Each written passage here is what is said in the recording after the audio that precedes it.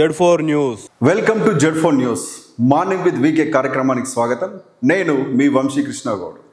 News analysis కోసం ఏర్పాటు చేసిన కార్యక్రమమే మార్నింగ్ విత్ వీకే. మనం రోజు పేపర్లు చదువుతుంటాం. పేపర్లు అనేవి కొత్త ఏం కాదు, కానీ పేపర్లో వచ్చినటువంటి న్యూస్ యొక్క హెడ్లైన్స్ మాత్రమే కాదు, వాటి వార్తలకు సంబంధించిన నిజాలు ఏంటి, వాటి పూర్వపరాలు ఏంటి, వాటి విశ్లేషణ ఏంటి అని మీ ముందుంచే ప్రయత్నమే మార్నింగ్ విత్ వీకే. ప్రతిరోజులాగే ఈరోజు కూడా ప్రముఖ న్యూస్ పేపర్కి సంబంధించిన హెడ్లైన్స్, వాటి ఎనాలిసిస్ని ఈరోజు గమనిద్దాం. మొదటగా ఈనాడు న్యూస్ పేపర్. ఈనాడుకు సంబంధించిన వార్త, ఆగని రగడ, తరగతులను బహిష్కరించిన ఎస్యు విద్యార్థులు, ఆందోళనలు చేపట్టిన సంఘాలు, వేలం ఆపేయాలని ప్రతిపక్ష నేతల డిమాండ్, వివాదంపై సీఎం అత్యవసర భేటీ, తాజా పరిస్థితులపై ఆరా. గత పాలకుల దుష్ప్రచారంతో భూ వివాదం, ఆ 400 ఎకరాలు ప్రజల ఆస్తి, ఎస్యూ నుంచి అంగుళం కూడా తీసుకోలేదు. ఉప ముఖ్యమంత్రి బట్టి విక్రమార్క, మంత్రులు శ్రీధర్ బాబు, పొంగిలేటి. ఈ రెండు అంశాలకు సంబంధించిన వార్త ఆగని రగడ. ప్రతిరోజు కూడా మనం చూస్తున్నాం. గత కొంతకాలంగా హైదరాబాద్ సెంట్రల్ యూనివర్సిటీకి సంబంధించిన భూములకు సంబంధించిన వివాదానికి సంబంధించిన వార్తనే ఇది. నిజంగా కూడా గమనిస్తే మన రేవంత్ రెడ్డి గారి సర్కార్, కాంగ్రెస్ పార్టీ అధికారంలోకి వచ్చినాక ప్రతిదీ కూడా యూటర్న్ చేసుకోవడం జరిగింది. చాలా అంశాలను కూడా మనం చూసినట్టయితే హైడ్రాకు సంబంధించిన విషయం ఆదర బాధగా హైడ్రా అని అన్నారు. మూసి బ్యూటిఫికేషన్ అన్నారు. మూసి బ్యూటిఫికేషన్ కాదు, మూసి పునరుజ్జీవన పథకం అన్నారు. కొరియా వైరు, అక్కడ నదులను చూసిర్రు, ఇక్కడ కూడా అద్భుతంగా చేస్తాం కొరియాలాగా, సియోల్లాగా అని చెప్పారు. తర్వాత ఏమైంది, ప్రజల నుంచి వచ్చిన వ్యతిరేకత, ప్రజల నుంచి వచ్చిన బూతులు, ప్రజల నుంచి వచ్చిన ఆక్రోశానికి వెనక్కి తగ్గిన రేవంత్ సర్కార్ హైడ్రా మీద యూటర్న్ తీసుకొని మొదట ఏమన్న మాటలు ఏంటంటే, హైడ్రా ఎవరైనా సరే, ఎంత పెద్ద వాళ్ళైనా సరే, ఎక్కడున్నా సరే కూల్ చేస్తాం అన్నారు. తర్వాత ఏం జరిగింది, ఈ కూల్ చేసుడు మా విధానం కాదు, ఈ వ్యతిరేకతను గమనించి, ప్రజాగ్రహాన్ని గమనించి కూల్ చేయడం అనేది కాదు, కొత్తగా కట్టుకునే వాటిని కట్టనీయమని చెప్పేసి మళ్ళీ హైడ్రా కమిషనర్ రంగనాథ్ యూటర్న్ తీసుకున్నాడు. ఇది ఒక విషయమే కాదు, చాలా విషయాల్లో కూడా ఆయన తీసుకున్న నిర్ణయాలకు కట్టుబడి లేకుండా మళ్ళీ అది పబ్లిక్ డొమైన్లోకి రాగానే ప్రజలు వ్యతిరేకిస్తే, ప్రతిపక్షాలు వ్యతిరేకిస్తే ప్రతి దానికి యూటర్న్ తీసుకున్నటువంటి సీఎం ఎవరైనా ఉన్నారంటే ఈ దేశంలో రేవంత్ రెడ్డి గారు. ఇప్పుడు కూడా యూటర్న్ తీసుకునే పరిస్థితి వచ్చింది. హైదరాబాద్ సెంట్రల్ యూనివర్సిటీకి సంబంధించిన భూములకు, ఆ భూములు మావే అంటే మీవెవరి, ఏవైనా ప్రజల ఆస్తే, ప్రభుత్వాల ఆస్తి అంటే ప్రజల ఆస్తే, యూనివర్సిటీ కూడా ప్రజల ఆస్తే. మీ ఆస్తి సపరేటు, యూనివర్సిటీ ఆస్తి సపరేట్ అనేది ఉండదు. నిజంగా కూడా అక్కడ 2400 ఎకరాలు దాదాపు కాంగ్రెస్ పార్టీ ఇందిరాగాంధీ ఇచ్చిందని చెప్తుంది. ఇందిరాగాంధీ యూనివర్సిటీకి 2400 ఇస్తే టెక్నికల్ ఇష్యూస్ని పట్టుకొని అది మాకు ప్రభుత్వానికి సంబంధించిన ఆస్తి అని కోర్టులో కూడా నిర్ధారణ అయిందని, ఆ 400 ఎకరాలను మేము ప్రైవేట్కి అప్పచెప్తామని అంటే, ఆ భూములు ఇప్పటి నుంచి కాదు, చంద్రబాబు నాయుడు హయాం నుంచి కూడా ఉమ్మడి రాష్ట్రంలో వాటి మీద వివాదం జరిగితే, ఐఎంజీకి సంబంధించిన కంపెనీకి ఇస్తే అప్పుడు కూడా వివాదం జరిగితే దానికి వెనక్కి తగ్గి మళ్ళీ నిర్ణయం వాపసు తీసుకున్న చరిత్ర ఉన్నది. నిజంగా కూడా గమనిస్తే హైదరాబాద్ సెంట్రల్ యూనివర్సిటీ భూములు అనేవి చాలా కీలకం. ఒక ప్రతిష్టాత్మకమైన సంస్థలను ఎన్నో నిర్మించవచ్చు. విద్యార్థులకు సంబంధించి ఒక ఐఐటి లాంటి సంస్థని మరొకటి కూడా అక్కడ నిర్మించవచ్చు. దేశంలో నిజంగా ప్రతిష్టాత్మకమైన ఐఐటీలకు సంబంధించి మన హైదరాబాద్లో కూడా కందిలో ఒక ఐఐటి ఉంది, కానీ దానికి ప్రత్యామ్నాయంగా కూడా ఇంకా ఎన్నో నాలెడ్జ్ సెంటర్స్ రావాల్సిన అవసరం ఉంది. కాబట్టి హైదరాబాద్ సెంట్రల్ యూనివర్సిటీకి ఆ భూములు చెందితే రేపటి విద్యార్థులకు, రేపటి భవిష్యత్తు కోసం ఉంటుంది. కానీ ప్రభుత్వం తీసుకున్న నిర్ణయాల వల్ల అటు విద్యార్థులు ఆందోళనలు చేస్తున్నారు, అటు ప్రకృతి నాశనం అవుతుంది. ఈ రెండు రకాలుగా ఇబ్బంది జరుగుతుంది అని అంటే, ఇంకా మేము అది భూములు మాయ అని అంటే, భూములు మాయి ఉండయి. భూములన్నీ ప్రభుత్వం అయినా, యూనివర్సిటీ అయినా ప్రజల ఆస్తి అని చెప్పేసి గమనించాల్సిన విషయం. ఇది ఆ వార్తకు సంబంధించిన విషయం. ఇక్కడ ప్రముఖంగా మరొక వార్త వచ్చింది. రతన్ టాటా గారు ఒక మహోన్నతమైన వ్యక్తి. రతన్ టాటా ఆయన కనుక అంబానీ లాగానో, అదానీ లాగానో ఆస్తులని కూడబెట్టాలని అనుకుంటే ఆయన కూడా టాప్ కోటీశ్వరుడు ఉండేటోడు. కానీ తన జీవితాన్ని మొత్తం కూడా సేవా కార్యక్రమాలకే వాడినటువంటి వ్యక్తి. సేవ అంటే ఏంది, ఈ దేశాన్ని ఆర్థికంగా ముందుకు తీసుకుపోవడంలో టాటాల భాగస్వామ్యం కనుక లేకపోతే, మనకు స్వాతంత్రం వచ్చిన తొలినాళ్లలో టాటాల కుటుంబాలు మన దేశంలో వ్యాపారాలు చేయకపోతే మన పరిస్థితి ఇప్పుడు ఈ రకంగా మనం ఉండేవాళ్ళం కాదు. దేశానికి వాళ్ళు చేసిన సేవ చాలా గొప్పది. ఇప్పుడు కూడా ఎయిర్ ఇండియా సంక్షోభం అయితే ఎయిర్ ఇండియాని కూడా టేక్ ఓవర్ చేసిన గొప్ప ఘనత, మన దేశానికి టెక్నాలజీని ప్రపంచానికి పరిచయం చేసి టాటా కార్లు కావచ్చు, టాటా స్టీల్ కావచ్చు, టాటా గ్రూప్ ఆఫ్ కంపెనీస్ ఎన్నో కానీ టాటా కార్లు కనుక గమనిస్తే జాగ్వార్ కార్లను వేరే దేశం నుంచి కూడా కొని టాటా ముద్రేస్తున్నాడు. మన దేశానికి అంత ప్రతిష్ట తీసుకొచ్చినటువంటి వ్యక్తి రతన్ టాటా గారు. అంతటి మహోన్నతమైన వ్యక్తికి చనిపోతే ఆయన ఆస్తికి సంబంధించిన వార్త ఇది. ఔదార్య రత్నం రతన్ టాటా రూపాయలు 3,800 కోట్ల ఆస్తిలో దాతృత్వానికే సింహభాగం. 2 రతన్ చారిటీ సంస్థలకు కేటాయింపు, మిగిలినది కుటుంబ సభ్యులు, స్నేహితులు, ఉద్యోగులు, పెంపుడు జంతువులకు. వీలునామాలో పేర్కొన్న వ్యాపార దిగ్గజం. టాటా సంస్థ అనేది ఎవరిదో ఒక్కరి సొత్తు కాదు, అది పబ్లిక్ లిమిటెడ్ కంపెనీ. దానికి సంబంధించి ఆయన షేర్కి సంబంధించిన వాటా కావచ్చు, ఆయన సాలరీ కావచ్చు, ఉన్న ఆస్తి కేవలం 3,800 కోట్లు. ఈ 3,800 కోట్లను ఆయన ఎవరెవరికి ఇచ్చిందనేది మనం చూద్దాం.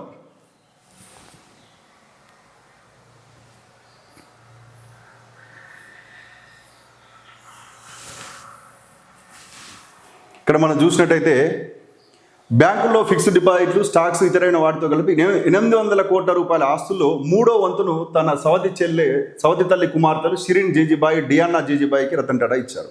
ఇదొక వార్త.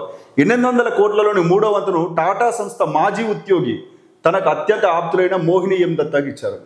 అంటే 800 కోట్లలో వంతడు దాదాపు 300 కోట్ల రూపాయలను ఆయన పనిచేసే కంపెనీలో ఉన్న వ్యక్తికి ఇచ్చేసిండు. ముంబై జూహులోని వాటా, వెండి వస్తువులు, కొన్ని ఆభరణాలు తన సోదరులైన 82 జిమ్మికి ఇచ్చాడు. తన ప్రాణ స్నేహితుడైన మెహ్లీ మిస్త్రికి అలీబాగ్లోని ఇంటిని 3 తుపాకులను ఇచ్చారు. రతన్ టాటాకు పెంపుడు జంతువులు అంటే ప్రాణం. అది ఆయన వీలునామాలో కూడా కనిపించింది. తన పెంపుడు జంతువుల కోసం ఆయన 12 లక్షల రూపాయలు కేటాయించాడు. తద్వారా ఒక్కో పెంపుడు జంతువుకు 3 నెలలకు ఒకసారి రూపాయస్ 30,000 అంతాయి. ఎంత గొప్ప వ్యక్తి. నిజంగా కూడా తను లేకున్నా తన మరణానంతరం వీళ్ళందరికీ ఏ రకంగా ఉండాలనేది వీలునామా రాసి జంతువులకు కూడా తన ప్రేమను, ఔదార్యాన్ని చాటుకున్నటువంటి గొప్ప వ్యక్తి రతన్ టాటాకు సంబంధించిన వార్తా సారాంశం ఇది.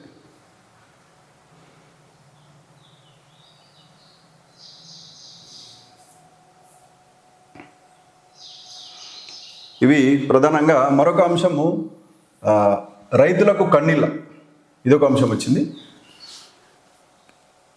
మాజీ ముఖ్యమంత్రి బీఆర్ఎస్ పార్టీ అధినేత కేసీఆర్ గారు నిన్న పార్టీకి సంబంధించిన రజతోత్సవ సభకు సంబంధించిన ఏర్పాట్ల గురించి ఉమ్మడి వరంగల్ జిల్లాకు చెందిన నాయకులతో సమావేశం ఏర్పాటు చేసిండు.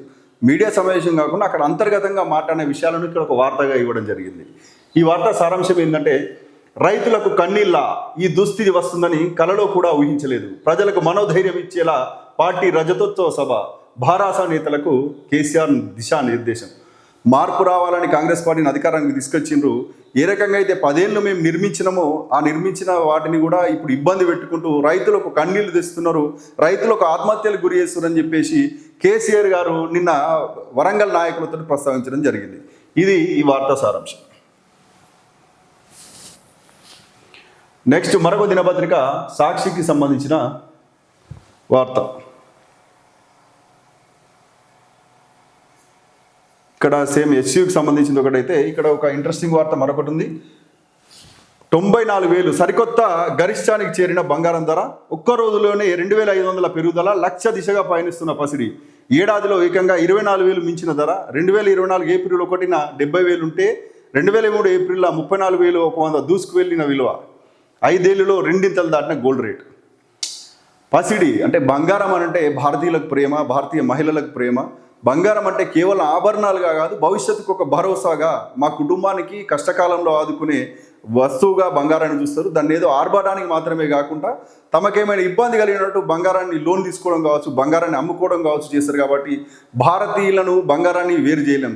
భారతీయుల ప్రేమ కొద్దీ బంగారం రేటు కూడా త్వరలో 1,00,000కు చేరుకుంటుంది అనేదే ఈ వార్త. ఇంకొక వార్త, ఆటిజం అర్థం చేసుకుందాం. నేడు ప్రపంచ ఆటిజం అవగాహన దినం. కోపగించుకోవద్దు, వేరుగా చూడొద్దు. బుద్ధిమాంద్యం కాదు, మానసిక వైకల్యం అని అనలేము. చిన్నారుల్ని పీడించే, తల్లిదండ్రులను వేధించే ఓ రుగ్మత. ఎందుకు వస్తుందో చెప్పలేం, మందులు లేవు. నిపుణులు దేశంలో 0 నుంచి 9 ఏళ్ల చిన్నారుల్లో 1 నుంచి 1.5% మందిలో ఆటిజం స్పెక్ట్రమ్ డిసార్డర్. తెలంగాణలో 60,000 నుంచి 90,000 మందిలో ఈ రుగ్మత. బాధితుల్లో బాలురే అధికం. నిజంగా కూడా ఇప్పుడున్న పరిస్థితుల్లో వారు చేసిన తప్పు లేదు, కానీ వారి తల్లిదండ్రులు చేసిన తప్పు, వాళ్ళ ముందు తరాలు చేసిన తప్పు, ప్రకృతిని నాశనం చేసిన తప్పు వల్ల ఆటిజం అనే రుగ్మత చిన్నారుల్లో వస్తుంది. ఆటిజం అంటే ఏంటి? అంటే వాళ్ళు వయసుకు తగ్గినట్టు ఎదగకపోవడం, వయసుకు తగ్గినట్టు మాట్లాడకపోవడం, వారికి గమనంలో కావచ్చు, నడకలో కావచ్చు ఇబ్బంది ఉండడం, మాటలో ఇబ్బంది ఉండడం, దీనికి సంబంధించిన విషయమే ఆటిజం. ఈ ఆటిజం నిజంగా కూడా ఇది ఒక రుగ్మతగా మారిపోయింది.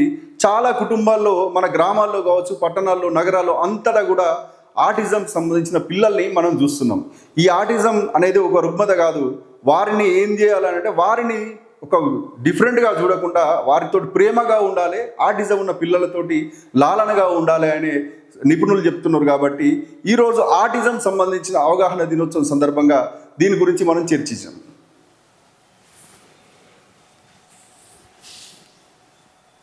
ఇది ప్రధానంగా సాక్షిలో ఉన్నటువంటి వార్తలు. నెక్స్ట్ నమస్తే తెలంగాణ. నమస్తే తెలంగాణ అది ఎస్సీకి సంబంధించిన విషయాలే నమస్తే తెలంగాణలో కూడా ప్రధానంగా ఇవ్వడం జరిగింది. ఇక్కడ మరొక వార్త, గ్రోక్ ఇప్పుడు ఒక పెను సంచలనం. ఆర్టిఫిషియల్ ఇంటెలిజెన్స్ యుగం ఇది. 2025 సంవత్సరం అనేది ఆర్టిఫిషియల్ ఇంటెలిజెన్స్ సంవత్సరంగా మనం చెప్పచ్చు. ఏదైతే ChatGPT లాంటిది ఉంటే, మెటా AI ఉంటే వాటన్నిటికీ ధీటుగా ఎలాన్ మస్క్ తీసుకొచ్చిన చాట్బాటే ఇది గ్రోక్.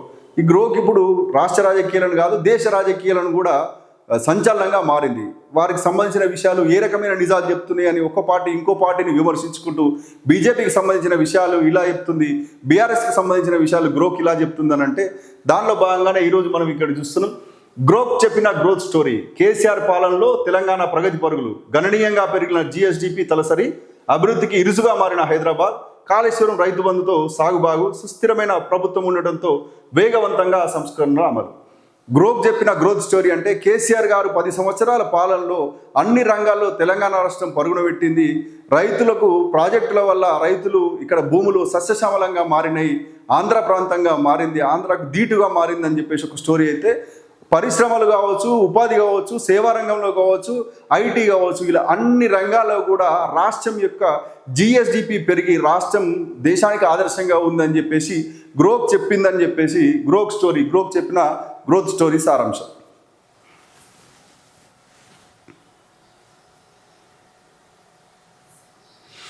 ఇది నమస్తే తెలంగాణకు సంబంధించిన విషయం. నెక్స్ట్ ఆంధ్రజ్యోతి దినపత్రిక చూద్దాం.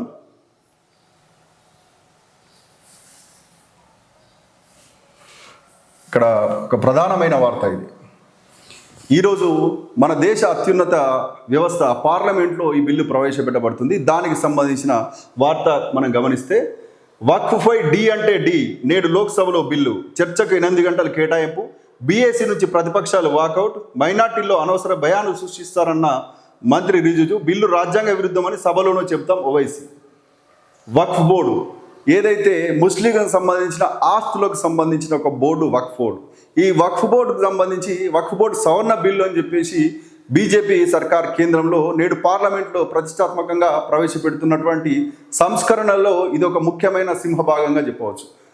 మోడీ తీసుకున్నటువంటి అనేక సంచలనాత్మక నిర్ణయాల్లో ఈ నిర్ణయం ఒకటి. బీజేపీ సభ్యులకు అందరికీ కూడా, పార్లమెంటు సభ్యులకు విప్ జారీ చేసి ఖచ్చితంగా హాజరు కావాలని చెప్పారు ఈరోజు. అంతేకాకుండా బీజేపీకి మద్దతు ఇస్తున్నటువంటి ఎన్డీఏ పక్షాలు టీడీపీ, శివసేన, ఎల్జేపీ లాంటి పక్షాలు కూడా ఈ మద్దతు ఇవ్వడం జరిగింది. బీహార్లోని నితీష్ సర్కార్ కూడా ఈ బిల్లుకు మద్దతు ఇచ్చింది. ఇక ఇండియా కూటమికి సంబంధించి కాంగ్రెస్ నేతృత్వంలోని ఇండియా కూటమి దీన్ని వ్యతిరేకించడం జరుగుతుంది. ఓవైసీ కూడా వ్యతిరేకిస్తాడు. దాంట్లో పెద్ద అతిశయోక్తి కాదు. ఎందుకంటే ముస్లింలకు సంబంధించిన హక్కుల కోసం మాత్రమే ఏర్పడినటువంటి పార్టీ అక్బరుద్దీన్ ఓవైసీ, అసదుద్దీన్ ఓవైసీకి సంబంధించిన MIM పార్టీ. కాబట్టి ఈ వక్ఫ్ బోర్డులో ఉన్న అంశాలు ఏంటియో ఈరోజు పార్లమెంట్కి వస్తుంది. కాబట్టి పార్లమెంట్లో వాటి యొక్క విస్తృతంగా చర్చ జరిగి నేడే పార్లమెంటుకు ఆమోదం పొందే అవకాశం ఉంది. కాబట్టి దేశ రాజకీయాల్లో ఒక సంచలనంగా నేడు వక్ఫ్ బోర్డు బిల్లు పార్లమెంటు చెప్పవచ్చు. ఇది ఈరోజు సన్నబియ్యం సంబంధించి ఒక వార్త అయితే. నెక్స్ట్ వెలుగు పత్రిక.